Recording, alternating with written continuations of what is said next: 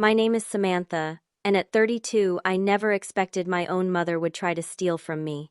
When I withdrew $10 million cash to buy my dream home, I thought keeping it overnight in my mother Eleanor's safe was the smartest choice. The next morning, I woke to an empty house, the safe cleared out, and a text message: "Thanks for your money. Now we can live our dream life." But as I stared at my phone, I started laughing uncontrollably. If you have ever been betrayed by family, comment below where you are watching from and hit subscribe. Trust me, you will want to hear how this ends. I grew up in a middle-class neighborhood in Seattle where appearances always mattered more than reality. Our house looked perfect from the outside, but inside it was filled with tension and unfulfilled dreams. My mother Eleanor worked as a bank teller, a job she constantly complained about while dreaming of wealth and luxury. She would flip through magazines showing mansions and exotic vacations, sighing dramatically and saying, "This should have been my life." My younger sister Brittany was the golden child from the moment she was born. With her natural charm and pretty face, she could wrap anyone around her finger, especially our mother. While I buried myself in books and computers, Brittany was taking dance lessons, competing in beauty pageants, and being showered with attention. Eleanor would beam with pride, watching Brittany perform, then glance at me with that look that said, "Why cannot you be more like your sister?" Our father died when I was 12, and Brittany was 9. He had a decent life insurance policy that should have secured our future education, but within 2 years, the money had mysteriously disappeared. New furniture, a luxury cruise for Eleanor and Brittany, designer clothes, and suddenly there was nothing left for my college fund. By 15, I had taught myself coding and started fixing computers for neighbors to earn money. Eleanor would roll her eyes whenever she saw me working late on programming projects. "Still playing with your little computer games, Samantha," she would say dismissively. "You will never make real money that way." When college application time came, I applied for every scholarship possible and worked 3 part-time jobs to cover what the scholarships did not.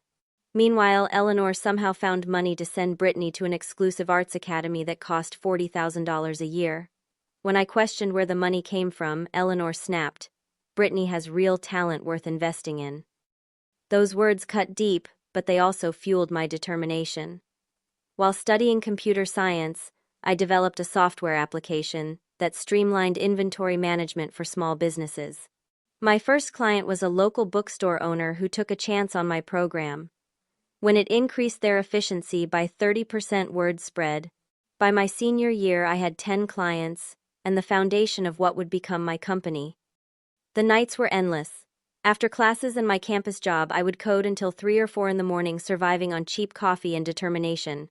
There were moments when exhaustion made me question everything, but the memory of Eleanor's dismissive glances kept me going. I would prove her wrong. After graduation, I declined job offers from tech giants to focus on growing my own business. I converted my tiny studio apartment into an office, sleeping on a futon that doubled as my couch. For the first 2 years, I barely broke even, putting every cent back into development. The relationship with my family grew increasingly strained as my business slowly gained traction. When I missed Brittany's gallery opening because I was finalizing a major client contract, Eleanor did not speak to me for 3 months. When I could not afford the expensive Christmas gifts they expected, Eleanor made pointed comments about my failed business experiment. Brittany was subtler but equally damaging. "I just do not understand why you work so hard when you have nothing to show for it," she would say with feigned concern. "You know, Eleanor could probably get you a teller position at her bank. At least it would be steady income." Each family gathering became a psychological minefield. Eleanor would showcase Brittany's minor achievements while dismissing my small business victories. If I mentioned signing a new client, Eleanor would immediately change the subject to Brittany's latest art commission. If I shared news about a successful product launch, Eleanor would sigh and say, "That is nice, dear, but when are you going to get a real job with benefits?" The pattern was clear. Eleanor saw me as competition for Brittany, not as a daughter with her own path. She would manipulate situations to maintain her narrative that Brittany was the successful one, the daughter worth bragging about, while I was the disappointment. Despite this emotional gauntlet, I persisted. Each dismissal, each comparison, each backhanded compliment became another brick in the foundation of my resilience.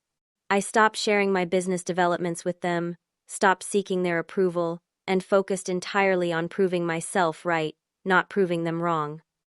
This was the backdrop against which I built my company, one client and one sleepless night at a time. Little did I know that the emotional patterns established in those early years would culminate in a betrayal I could never have imagined but perhaps should have expected all along. 10 years after launching my software company from that tiny studio apartment, I had built it into an industry leader. We specialized in security solutions for financial institutions, ironically inspired by all those years listening to Eleanor complain about the outdated systems at her bank. Our client list included regional banks across 3 states, and our annual revenue had just crossed the $20 million mark. The turning point came when a major tech conglomerate approached me with an acquisition offer.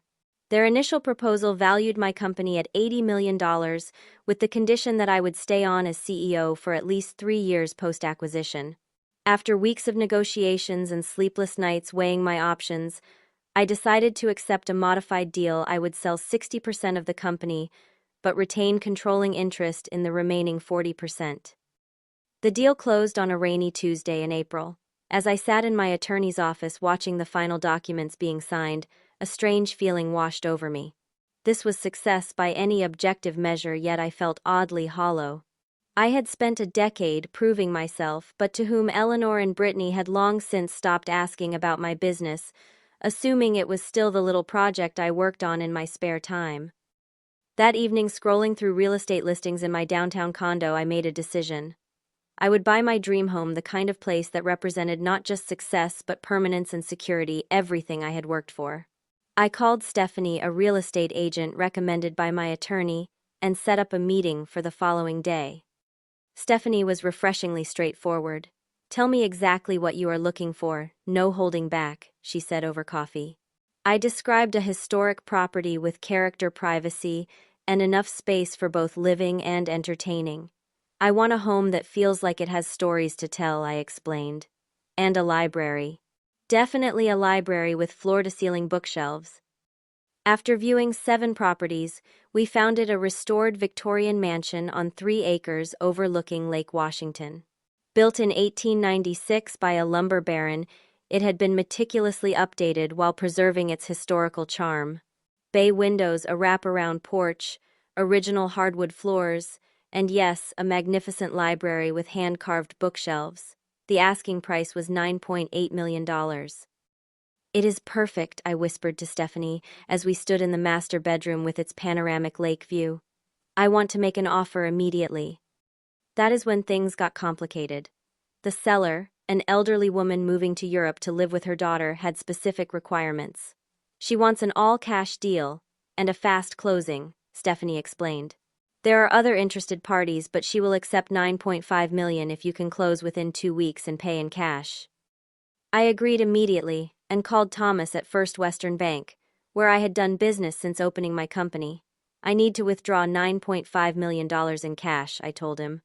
There was a long silence on the other end of the line. "Samantha, that is a highly unusual request," Thomas finally said. "May I ask what this is for?" I explained about the house and the seller's requirements. "Have you considered a cashier's check or wire transfer?" he asked. "Carrying that much cash presents enormous risks." "The seller is insistent," I replied. "She has some complicated tax situation involving foreign accounts and wants physical cash. I know it sounds strange, but this house is exactly what I have been looking for." Thomas scheduled a meeting for the following day to discuss the logistics. When I arrived at the bank, he ushered me into a private conference room where he had prepared a detailed presentation on the risks of such a large cash transaction. "There are security concerns, insurance issues, and practical considerations," he explained, showing me charts and graphs illustrating cash robbery statistics. "And then there is the matter of counting and verifying such a sum. It would take hours and require multiple bank employees to witness." I listened patiently, then said, "I understand all the risks, Thomas, but this is the only way to secure this property. I will take full responsibility." After several more attempts to dissuade me, Thomas reluctantly agreed to arrange the withdrawal for the following week. We will need to notify the regional office, and possibly even the Treasury Department, he explained. Transactions over $10,000 are automatically reported, and one of this magnitude will raise numerous flags. As I left the bank, my phone rang. It was Eleanor. We had not spoken in nearly 2 months, not since our last strained dinner, where she had spent the evening showing me pictures of Brittany's latest art installation, while asking pointed questions about my little computer business. "Samantha, darling, I was just thinking about you," she said with unusual warmth. "We have not seen you in ages. Why do not you come for dinner this weekend?" I hesitated, then thought about the cash withdrawal planned for the following week. My downtown condo had decent security, but nothing compared to Eleanor's house in the suburbs. After my father's death, she had installed a comprehensive security system, including a state-of-the-art safe in her bedroom closet, far better than anything I had at home. "Actually, Mom, I would love to come over," I said. "I have some exciting news to share." "Wonderful," she exclaimed. "Sunday at 6, I will make your favorite pot roast." As I hung up, I felt a twinge of satisfaction imagining Eleanor's face when I told her about my success. After years of dismissal and doubt, I would finally have tangible proof that my little computer games had amounted to something after all.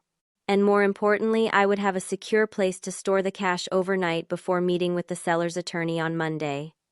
What I did not realize then was that this decision, this simple solution to a temporary storage problem, would set in motion a chain of events that would forever change my understanding of family trust and the true nature of the people I had spent my life trying to please. Sunday evening arrived, and I pulled into Eleanor's driveway with a sense of nervous anticipation. The house looked the same as always, a well-maintained colonial with perfect landscaping, the embodiment of suburban respectability. As I approached the front door, carrying an expensive bottle of wine, I noticed it swing open before I could ring the bell. "Samantha," Brittany exclaimed, pulling me into an enthusiastic hug. "It has been forever." I stiffened, slightly surprised by both her presence and the unusual display of affection. Brittany and I had maintained a polite but distant relationship for years. The last time we had spoken, nearly 3 months ago, she had called to borrow $2,000 for art supplies, a loan that, like all the others, had never been repaid. "I did not know you would be here," I said, following her into the familiar foyer. "Mom called and said you had big news," she replied with a smile that did not quite reach her eyes. "I would not miss it for the world." Eleanor emerged from the kitchen wearing an apron and a bright smile. "There is my successful daughter," she announced, embracing me warmly. Her perfume was overwhelming, something new and expensive that caught in my throat. The house was immaculate, even more so than usual. Fresh flowers adorned every surface, and I noticed new artwork on the walls, including what appeared to be one of Brittany's abstract paintings in a costly frame. The dining room table was set with Eleanor's best china and crystal items typically reserved for major holidays. "You have gone to a lot of trouble," I observed as Eleanor poured wine into delicate glasses. "Nothing is too good for my brilliant daughter," she replied, with a smile that seemed forced. "Now tell us this exciting news." I took a sip of wine, watching them carefully. "I sold 60% of my company for $48 million, I said evenly. "And I am buying a house, a $9.5 million Victorian on Lake Washington." The silence that followed was deafening.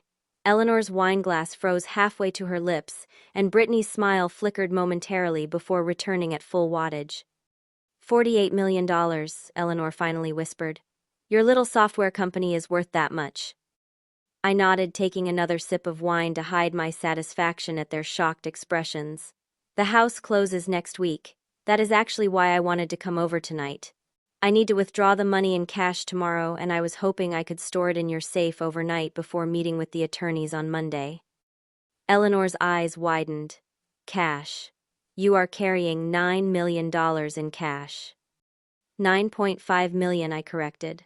"The seller wants physical cash. It is unusual, I know, but necessary for the deal." "Of course you can use the safe," Eleanor said quickly, her voice higher than normal.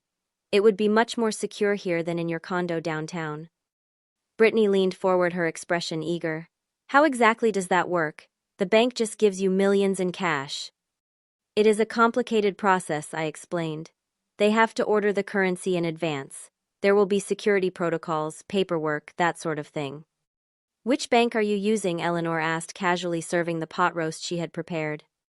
First Western Downtown Branch, I replied, noticing how she and Brittany exchanged a quick glance. Thomas Miller is handling everything personally. The conversation throughout dinner was strained and artificial. Eleanor asked detailed questions about my company, the acquisition and my finances, topics she had studiously avoided for years. Brittany, meanwhile, seemed unnaturally interested in my daily schedule. So, after you get the cash, you will bring it straight here, she asked, twirling her wine glass between her fingers. That is the plan, I confirmed. The bank appointment is at 3. I should be here by 5, assuming everything goes smoothly. After dinner, Eleanor insisted on showing me the safe again, though I had seen it many times before. We had it upgraded last year, she explained, opening her bedroom closet to reveal the steel door embedded in the wall. It is fireproof and connected to the security system.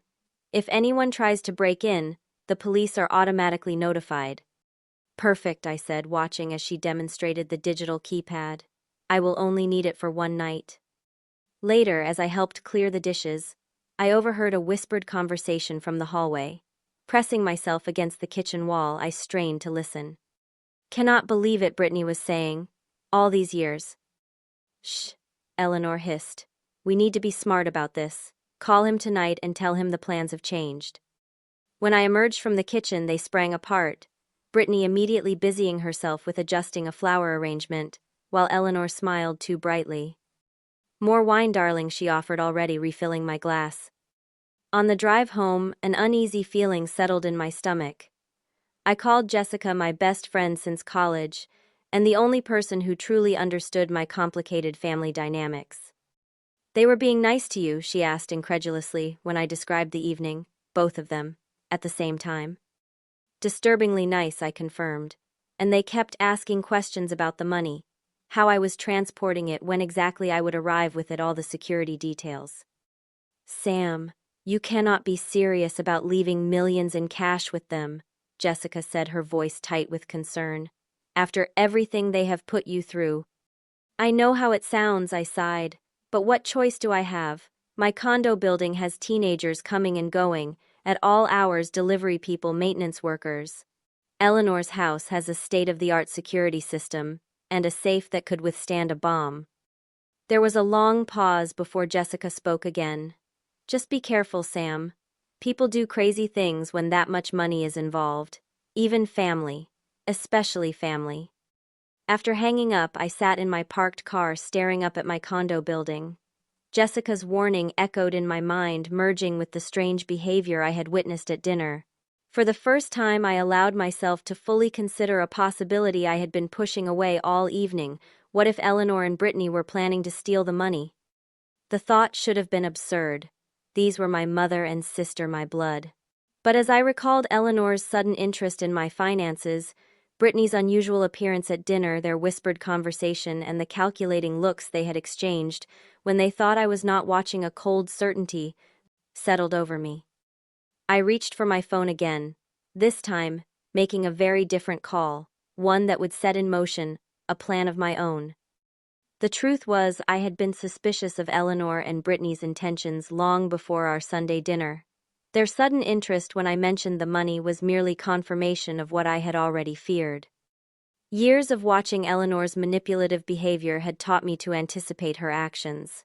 The way she had always borrowed from my childhood savings for Brittany's dance competitions, how family heirlooms meant for me mysteriously disappeared, how she had drained my father's life insurance while claiming poverty when it came to my education. All these patterns had established a clear picture.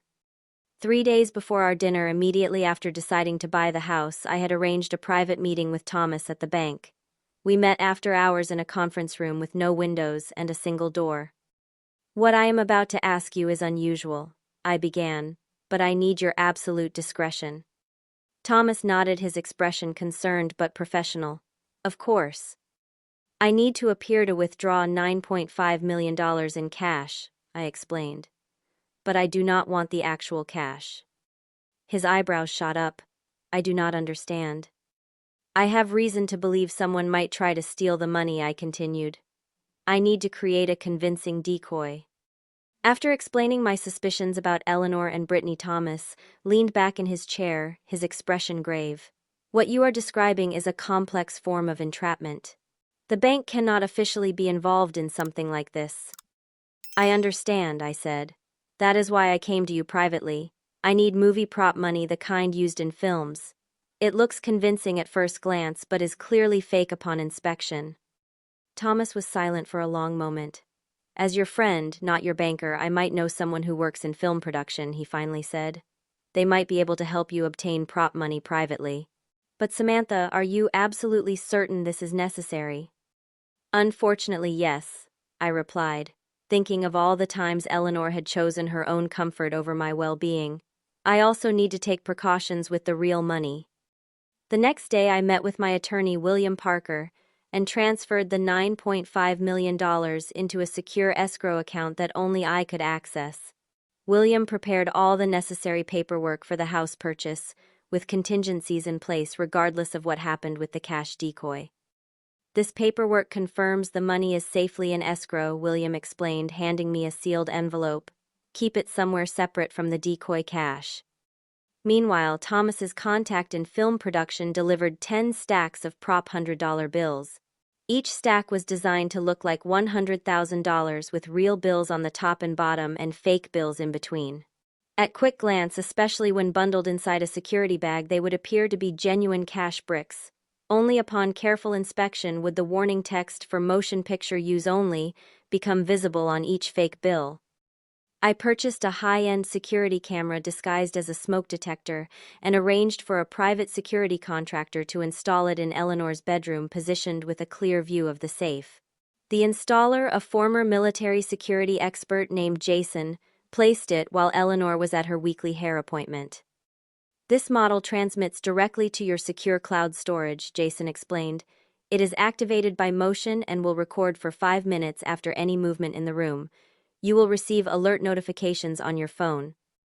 I also purchased a GPS tracking device and carefully concealed it within the lining of the security bag that would hold the fake cash.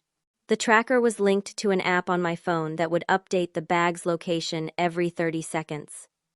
As a final precaution, I installed a voice recording app on my phone and made sure it was running throughout the Sunday dinner with Eleanor and Brittany. Every question they asked about the money, every detail of their unusual behavior was now documented. The morning of the bank appointment, I called Detective Derek Johnson, an old college friend who now worked in the Financial Crimes Division of the Seattle Police Department. I need to make you aware of a situation, I said after explaining my suspicions. I am not filing a report yet, but I want this on record in case my concerns prove valid. Let me get this straight, Derek said slowly. You believe your mother and sister might try to steal what they think is $9.5 million in cash? Yes, I replied. I have taken precautions, including using prop money as a decoy. The real funds are secure in my attorney's escrow account. Smart move, he admitted. But family theft cases are complicated. Without solid evidence of their intentions beforehand, it becomes a matter of conflicting claims. That is why I have installed surveillance in my mother's bedroom with a clear view of the safe, I explained. If they attempt to take the money, it will be recorded. Derek sighed heavily. You have certainly been thorough. Send me all the documentation of your precautions and the real money transfer.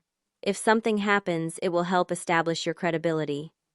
After finishing the call, I sat quietly in my home office, staring at the security bag filled with fake cash. The knowledge that I was deliberately setting a trap for my own mother and sister sat heavily in my chest. Part of me hoped desperately that I was wrong, that they would prove me paranoid and overly suspicious. But another part, the part shaped by years of their manipulation and selfishness, knew better. The eager gleam in Eleanor's eyes when I mentioned the money, the calculating way Brittany had questioned me about security measures, their whispered conversation in the hallway, all confirmed what I had always known deep down. When it came to Eleanor and Brittany, self-interest would always win out over family loyalty. As I prepared to leave for the bank, I checked each element of my plan once more. The real money was safely in escrow.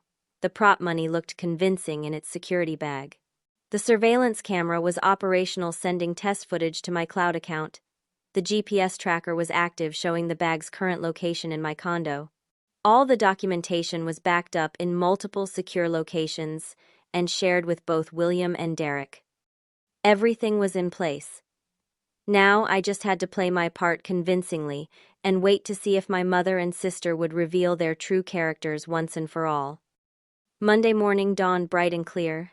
I woke early, mentally preparing for the day ahead. At 9 a.m., I received a text from Eleanor. "Looking forward to seeing you this afternoon, darling.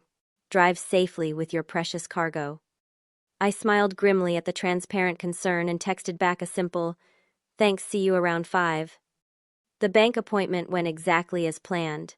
Thomas had arranged for several security officers to be present as he handed me the security bag filled with prop money. We went through all the motions of a legitimate high-value cash withdrawal, signing paperwork, and verifying amounts, all while being recorded by the bank's security cameras. "Are you sure about this?" Thomas whispered, as we completed the final forms. I nodded slightly. "Unfortunately, yes, but this way I will know for certain." With the security bag tucked under my arm, I left the bank, escorted by 2 guards who walked me to my car. Anyone watching would have believed I was now carrying millions in cash. I placed the bag in my trunk, locked it securely, and drove directly to Eleanor's house, arriving precisely at 5 p.m., as promised. Eleanor greeted me at the door with unusual enthusiasm, ushering me inside where Brittany was coincidentally visiting again. "Did everything go smoothly?" Eleanor asked, her eyes repeatedly darting to my hands, searching for the bag.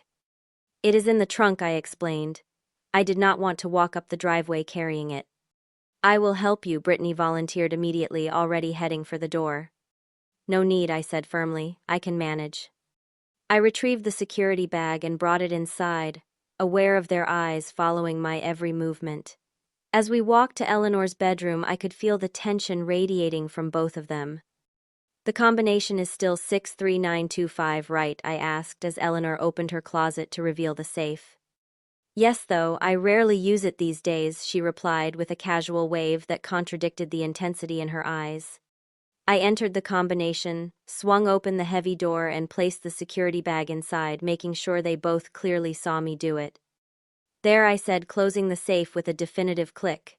"Safe and sound until tomorrow." Eleanor placed her hand on my shoulder.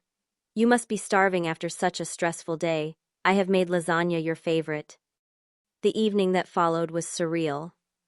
Eleanor and Brittany were excessively attentive, refilling my wine glass at every opportunity and steering the conversation toward my plans for the next day. "So, what time are you meeting the attorneys tomorrow?" Brittany asked for the 3rd time. 9:30, I replied patiently. "But I will probably leave here around 8 to avoid traffic." "You should stay overnight," Eleanor suggested suddenly. "Your old room is always ready. That way you would not have to drive back and forth." The invitation was so transparent I almost laughed. "Thanks, but I have an early conference call I need to take from my home office. Besides, I have already imposed enough by using your safe." Around 9 p.m., I feigned a yawn. "I should get going. Tomorrow is a big day." Both looked momentarily panicked. "Are you sure you cannot stay for one more drink?" Eleanor pressed. "We have barely had time to catch up." "Unfortunately, I really need to go," I insisted, gathering my purse. "But thank you for dinner and for keeping the money safe overnight." As I drove away, I checked the GPS tracking app. The security bag was exactly where it should be, inside Eleanor's safe. The hidden camera was transmitting properly, showing an empty bedroom. Everything was in place. At home, I set up my laptop to receive alerts from both the GPS tracker and the surveillance camera. Then I called Jessica to update her. "So now we wait?" she asked after I explained everything. "Now we wait," I confirmed, "though I doubt it will be long." I was right. At 2:45 a.m., my phone buzzed with multiple alerts. The motion detector on the bedroom camera had been triggered. Opening the surveillance app, I watched in real time as Eleanor and Brittany crept into the bedroom, whispering excitedly to each other. "Hurry up, Mom," Brittany urged as Eleanor opened the closet and approached the safe. I am hurrying, Eleanor snapped her fingers, dancing across the keypad. Do you have the bags ready? Brittany held up 2 small suitcases, all packed. The tickets are confirmed for 7 a.m. The safe door swung open, and Eleanor reached inside, pulling out the security bag with an expression of reverent awe. I cannot believe she was stupid enough to trust us with this, she whispered, placing the bag on the bed. She always thought she was so much smarter than everyone, Brittany replied with a sneer, little Miss Perfect with her fancy company and millions of dollars. Eleanor unzipped the bag, revealing the stacks of cash inside. Oh my God, she breathed. It is really here. They began dividing the money between the 2 suitcases, not bothering to count it in their haste. Their movements were frantic, almost manic, as they stuffed the stacks inside. We need to hurry, Eleanor said, glancing at her watch. The car service will be here in 20 minutes. What about the note? Brittany asked. Eleanor pulled a folded piece of paper from her pocket, already written. We will text her once we are at the airport. I watched, oddly calm, as they finished packing, zipped the suitcases, and left the bedroom. The camera continued recording the empty room for 5 minutes before shutting off. Switching to the GPS tracker, I watched as the signal began moving, leaving Eleanor's house and heading toward Seattle-Tacoma International Airport. I picked up my phone and called Derek. They took the bait, I said simply. The GPS shows them heading to the airport now. Do you want me to intercept them? He asked. I considered this for a moment. Number. Let them go. I want to see how far they are willing to take this. At 5:30 a.m., my phone chimed with a text message from Eleanor's number. Thanks for your money. Now we can live our dream life. Do not bother trying to find us. I stared at the message, a strange mixture of emotions washing over me. Despite my preparations, despite knowing this was exactly what would happen, seeing the betrayal executed so coldly was still shocking. These were the people who were supposed to love me unconditionally, who should have celebrated my success rather than plotting to steal from me. And yet, as I sat alone in my condo watching the GPS tracker show their progress through airport security, I felt an unexpected sensation bubbling up inside me, laughter. Not bitter or hysterical, but genuine amusement at the cosmic irony of it all. They thought they had outsmarted me, the daughter they had always underestimated, never realizing they were the ones being played. I called Michael, who answered groggily. Sam, is everything okay? It is not even 6 a.m. They did it, I said, my voice steady. They stole the money and ran just like I predicted. Jesus, he muttered. I will be right over. As I waited for him to arrive, I watched the GPS signal remain stationary at gate C-16. I pulled up the airport schedule and confirmed what I had suspected, Flight 173 to Cancun departing at 7 a.m. A non-extradition country with beautiful beaches where millions of dollars could buy a very comfortable lifestyle. Michael arrived 30 minutes later, his face tight with concern. Are you okay? He asked, pulling me into a hug. I stepped back and looked him in the eyes. Honestly, I am better than okay. For the first time in my life, I know exactly where I stand with them. No more pretending, no more mind games. Just the pure, simple truth: they would steal from me without hesitation if given the chance. He looked at me uncertainly. But they are your family. This has to hurt. It does, I admitted. But not in the way you might think. I am not hurt because they tried to steal from me. I am hurt because I always knew they would, and now I have proof. I showed him the surveillance footage, the GPS tracker, and Eleanor's text message. As he absorbed it all, his expression shifted from concern to disbelief. What happens when they realize it is fake money? He asked. I smiled grimly. That is when the real show begins. The GPS tracker showed Eleanor and Brittany's flight landing in Cancun at 11:30 that morning. I monitored their movement through the airport and into a taxi, which took them to an upscale beachfront resort. Meanwhile, I went ahead with my day as planned, meeting with William and the seller's attorney to complete the purchase of my dream home using the real money that had been safely in escrow all along. Congratulations, William said as we finalized the paperwork. Despite the unusual circumstances, you are now the proud owner of one of Seattle's most beautiful historic properties. Thank you, I replied, feeling a weight lift from my shoulders. It has been quite a journey. I did not tell William that part of that journey was currently unfolding thousands of miles away on a Mexican beach. Instead, I focused on the practical details of my new home, arranging for utilities to be connected and security systems to be installed. Throughout the day, I continued monitoring the GPS signal which remained at the resort. That evening, I received an Instagram notification. Brittany had posted a photo of herself lounging by an infinity pool, champagne glass in hand, with the caption, "Living my best life." Minutes later, Eleanor posted her own photo shopping bags from Gucci, Prada, and Louis Vuitton arranged artfully on a hotel bed. Her caption read, "Finally getting the life I deserve." I screenshot both posts and sent them to Derek, who replied immediately, "They are not even trying to hide. Have they contacted you directly?"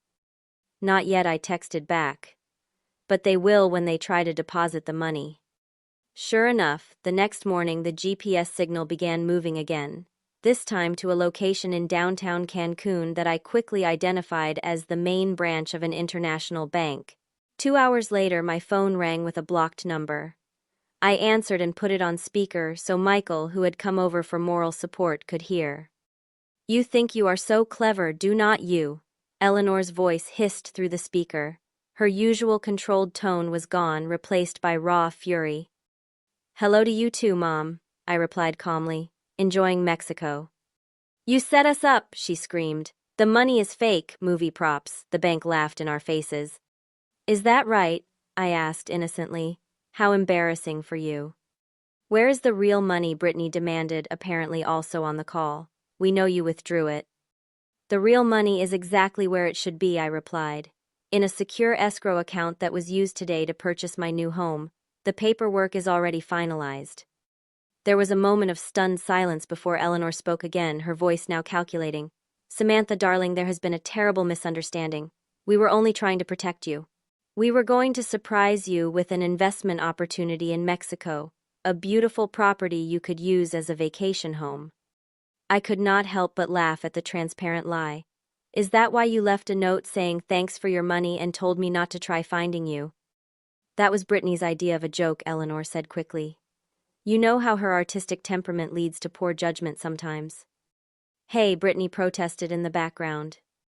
"Enough," I said firmly. "I have the entire theft on video from the hidden camera in your bedroom. I have GPS tracking data showing your movements. I have your social media posts about your new beginnings and the life you deserve. And I have this phone call, which I am recording with your knowledge as of right now." Another silence, longer this time. "What do you want?" Eleanor finally asked, her voice tight. "Nothing," I replied honestly.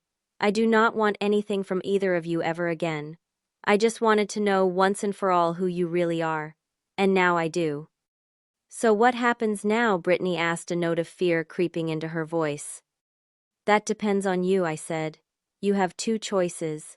You can come back and face the consequences of your actions, or you can stay where you are and live with what you have, which is essentially nothing."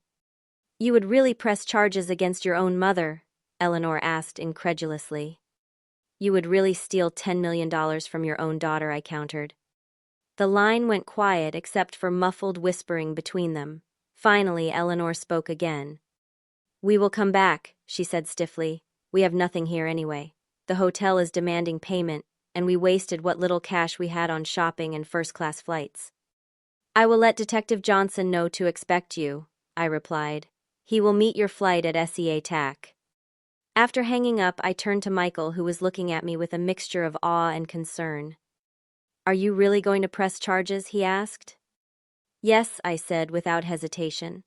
"They need to face consequences for once in their lives. Maybe then they will finally understand that actions have repercussions." 3 days later, Eleanor and Brittany arrived at Seattle Airport, where Derek and two officers were waiting. They were arrested on charges of grand theft, conspiracy, and fraud. The evidence against them was overwhelming: the surveillance video, the GPS data, their social media posts, the recorded phone call, and multiple witnesses who had observed their unusual behavior before the theft. Their initial court appearance was a surreal experience. I sat in the back of the courtroom watching as they entered in handcuffs. Eleanor looking older and smaller than I remembered, Brittany's face blotchy from crying. They both glared at me with naked hatred when they spotted me. Their public defender argued for leniency, claiming it was a family misunderstanding and that no actual money had been stolen since the cash was fake. The prosecutor countered that the intent was clear and that the elaborate planning showed premeditation. The judge set bail at $500,000 each, an amount neither could afford. As they were led away, Eleanor turned toward me one last time. "I raised you," she spat. "Everything you are is because of me. You owe me." I did not respond, simply watching, as the bailiff escorted her back to the holding cell. Her words might once have cut deep, making me question my decision. But now they only confirmed what I already knew. She had never seen me as a daughter to love, but as an investment expected to yield returns. Over the following weeks, as the case progressed through the legal system, I received multiple calls and messages from Eleanor and Brittany, alternating between pleading for help and threatening revenge. I forwarded each one to Derek without response. Eventually, faced with the mountain of evidence against them, both accepted plea deals. Eleanor received 3 years in state prison, while Brittany, who the court determined had been heavily influenced by her mother, received 18 months with the possibility of parole after 6. The day after the sentencing, I received a letter from Brittany delivered by her attorney. "I know you will never forgive us," she wrote. "I would not either. But I want you to know that I am sorry. Not just for trying to take the money, but for all of it, for years of jealousy and competition that Mom encouraged. You deserved better from both of us." Whether her remorse was genuine or simply another manipulation, I could not be sure. But as I settled into my beautiful new home, I found that it no longer mattered. I had finally freed myself from the emotional labyrinth of trying to earn love from people incapable of giving it unconditionally. The Victorian mansion overlooking Lake Washington became more than just a home. It became a symbol of my liberation. Each room I renovated and decorated represented another layer of healing, another step toward creating the life I wanted, free from the toxic patterns of my past. I dedicated the first month to the library, lining the walls with books I had always wanted to read but never had time for. In the evenings, I would sit in a window seat, overlooking the lake, reading as the sun set over the water, finding peace in the simple pleasure of solitude. Michael was a constant support, never pushing but always present when I needed him. Unlike Eleanor and Brittany, who had seen my success as something to exploit, Michael celebrated my achievements without trying to claim credit or benefit. It was a new experience, being loved for who I was rather than what I could provide. "You know what surprised me most about all this?" I told him one evening as we sat on the wraparound porch. "Not that they tried to steal from me, but how little I actually felt when they did. Like I had been expecting it my whole life, and was almost relieved when it finally happened." "Because now you can stop waiting for the other shoe to drop," he observed. "The worst has happened, and you survived. More than survived, you prevailed." 6 months after Eleanor and Brittany began serving their sentences, I received a request from the prison counselor working with Brittany. She had been participating in a restorative justice program and wanted to meet with me. After considerable thought, I agreed. The prison visiting room was stark and impersonal, a painful contrast to the warm, inviting spaces I had created in my new home. Brittany entered wearing a standard-issue uniform, her hair pulled back, her face devoid of makeup. Without her usual, carefully constructed appearance, she looked younger and more vulnerable. "Thank you for coming," she said softly as she sat across from me. "I did not think you would." "I almost did not," I admitted. "I deserve that," she acknowledged. "I deserve all of this." She gestured around at the prison visiting room. "What did you want to talk about, Brittany?" She took a deep breath. "I have been doing a lot of therapy in here. A lot of thinking about why I am the way I am, why I did what I did. And I keep coming back to Mom, how she always pitted us against each other, how she made me believe I was entitled to things I had not earned." I remained silent, waiting for her to continue. "That is not an excuse," she added quickly. "I made my own choices, but I am trying to understand the patterns so I can break them. And I wanted you to know that I see now how she manipulated both of us, just in different ways." She convinced you that you were special and deserved everything without effort, I said. And she convinced me that I was unworthy and had to earn every scrap of approval. Brittany nodded, tears filling her eyes. And the sick thing is, she made us both so desperate for her love that we accepted those roles. I became exactly what she wanted, a self-centered extension of herself. And you kept trying to prove your worth even though nothing was ever enough for her. The insight surprised me. I had not expected this level of self-awareness from Brittany, who had spent her life avoiding difficult truths. The counselor says Mom shows signs of narcissistic personality disorder, she continued. She cannot feel empathy the way normal people do. We were never really children to her, just objects to fulfill her needs. And what about you? I asked. What do you want now? Brittany wiped her eyes. I want to find out who I am without her influence. I want to earn things for myself, build something real. And someday, if you could ever consider it, I would like a chance to know my sister, the real you, not the competitor Mom made you out to be. I did not make any promises that day. The damage done over decades could not be repaired in a single conversation. But as I left the prison, I felt something I had not expected, the faint possibility of a different kind of relationship with Brittany in the future, one built on truth rather than competition. Eleanor, however, remained unchanged. The few communications I received from her continued to alternate between blaming me for her situation and demanding that I use my resources to help her. I eventually instructed the prison to stop forwarding her letters. As my first year in the new house came to a close, I hosted a small gathering to celebrate. Jessica was there with her husband Michael, of course, and a few close friends and colleagues who had supported me through the ordeal. Notably absent were any family members, a fact that no longer filled me with sadness or regret. I would like to make a toast, Michael said, raising his glass as we all gathered in the library, to Samantha, who showed us all what real strength looks like. Not just in building a successful company or buying this beautiful home, but in having the courage to see the truth about her family and set appropriate boundaries even when it was painful. After everyone had gone home, Michael and I stood on the back terrace overlooking the lake. The full moon cast a silver path across the water, and in the distance the Seattle skyline twinkled with countless lights. I have been thinking, he said, taking my hand. This house is amazing, but it still feels like your house, your sanctuary. I was wondering if you might consider it becoming our house someday. He pulled a small box from his pocket and opened it to reveal a vintage emerald ring. No pressure and no rush, he added quickly. Just something to think about when you are ready. I looked at the ring, then at Michael, then at the beautiful home I had created for myself. A year ago, I would have hesitated, questioning whether I deserved such happiness, or whether I could trust anyone enough to share my life. But now, having faced my deepest fears about family and betrayal and emerged stronger, I found the answer came easily. Yes, I said simply. I would like that very much. Later that night, I wrote a final letter to Eleanor, not to be mailed, but as a form of personal closure. I forgive you. I wrote not because you deserve forgiveness or have asked for it, but because holding on to anger only gives you continued power over my life. I release you from any obligation to be the mother I needed, and I release myself from the endless quest to earn your approval. We are both free now to be exactly who we are. The journey from that terrible morning, when I discovered the theft, to this moment of peace had been long and painful. But as I sealed the letter and placed it in my desk drawer, I realized that what had initially seemed like the worst betrayal had actually been the catalyst for my greatest freedom. The $10 million had never been stolen, but something infinitely more valuable had been revealed.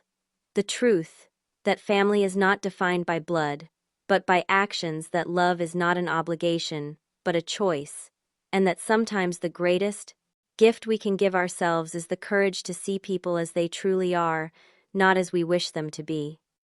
If you have ever had to make the difficult choice to distance yourself from toxic family members, I would love to hear your story in the comments.